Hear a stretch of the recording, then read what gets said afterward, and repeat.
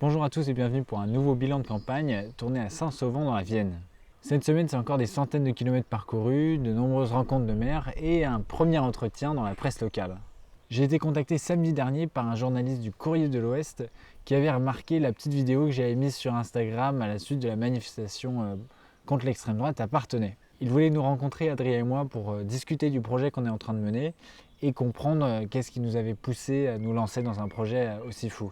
On s'est donc vu lundi à Parthenay et ça s'est super bien passé. C'était un jeune journaliste, il était énormément intéressé par notre projet, il nous a posé plein de questions. Quand l'entretien s'est terminé, on ne savait pas trop ce que ça allait donner. C'est quand même une expérience hyper particulière de se faire interviewer.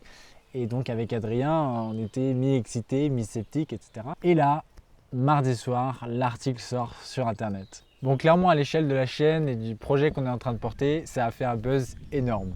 Mais même à l'échelle du Courrier de l'Ouest, de ce que j'ai pu voir sur leur page Facebook, ça a quand même suscité pas mal de réactions. Et l'impact de ce buzz, on l'a vu tout de suite sur les réseaux sociaux, on a eu énormément de nouveaux abonnés sur YouTube et Instagram. J'ai aussi reçu énormément de messages d'encouragement de personnes que je ne connaissais pas du tout et qui sont venues me voir, qui ont fait l'effort de me contacter et ça m'a fait super plaisir, c'est hyper encourageant. Alors je vous dis merci beaucoup, n'hésitez pas. Cette semaine, j'ai rencontré 4 maires avec qui ça s'est globalement très bien passé.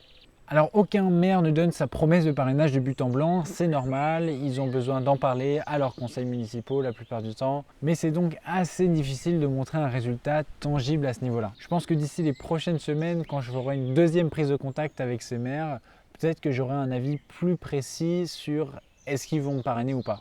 En revanche, j'ai eu quelques questions assez précises sur les modalités de désignation des délégués de cette fameuse assemblée constituante.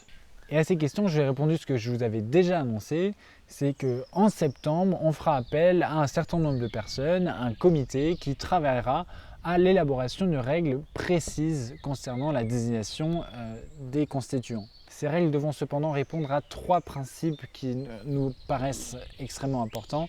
Le premier, c'est la parité homme-femme. Le deuxième, la territorialisation des délégués qui iront à cette assemblée constituante. Et le troisième, favoriser l'indépendance face aux partis politiques. Mais vous inquiétez pas, si le projet continue à susciter autant d'enthousiasme, à la rentrée prochaine, on aura des réponses très précises à toutes ces questions. Vous l'avez peut-être vu, dernier sujet, on a mis en ligne le site internet au milieu de cette semaine. Alors vous pouvez trouver plein d'informations sur roca2022.fr.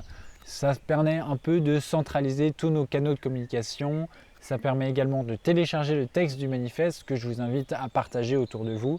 Et figure également sur ce site un onglet Actualité où on essaie d'écrire des petits comptes rendus tous les 2-3 jours pour faire suivre l'évolution du projet sans passer par des photos sur Instagram ou ces vidéos hebdomadaires sur YouTube. Voilà, c'est tout pour le moment. Continuez à partager. On sent que le projet commence à devenir quelque chose. C'est peut-être le début de la boule de neige. Merci beaucoup de suivre ces vidéos et je vous dis à très bientôt.